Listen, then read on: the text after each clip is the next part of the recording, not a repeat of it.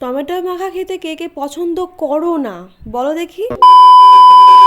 Hi everyone, তো আমরা আগের দিন ডিসাইড করে রেখেছিলাম যে পরদিন পড়তে এসে আমরা টমেটো মাখা করব। যথারীতি আমরা সেটাই করেছি।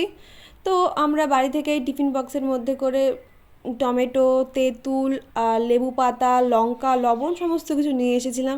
এখানে আমার বান্ধবীরা একটু অ্যাস্থেটিক ওয়েতে সমস্ত কিছু দেখানোর চেষ্টা করছে। আসলে আমাদের এই জীবনটাই না ভীষণ ভালো। আমরা পড়াশোনার মধ্যে রয়েছি, জীবনটাকে উপভোগ করতে পারছি। যদিও বা এটা আমাদের ফাইনাল সেমিস্টার, এরপরে কি হবে সেটা বলা যাচ্ছে না। তাই আমাদের এই জীবনটা উপভোগ করে নেওয়া সত্যি ভীষণ জরুরি।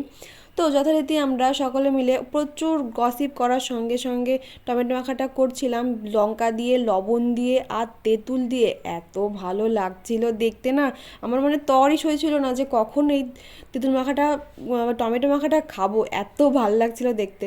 তো সবাই মিলে অনেক মজা করে, অনেক আনন্দ করে তেঁতুল মাখাটা করলাম, সরি টমেটো মাখাটা করলাম। তো এদিকে ওরা মাখছে, এতে ভাবলাম যে যাই আমি ওদিক থেকে গিয়ে কয়েকটা কাঁঠাল পাতা নিয়ে আসি। তো অনেকটা স্ট্রাগল করার পর ছাদ থেকে অন্য গাছের পাতা ছিঁড়ে নিয়ে এলাম। দু তিনটে পাতা এনেছিলাম, তারপর এসে দেখি টমেটো মাখা রেডি। তো টমেটো মাখাটা নিমিষের মধ্যেই শেষ হয়ে গেল। তো এত ভালো লাগছিল না খেতে, দারুণ হয়েছে টমেটো মাখাটা। রিভিউটা শুনে নাও। বল। শুধু একটু হাসবি।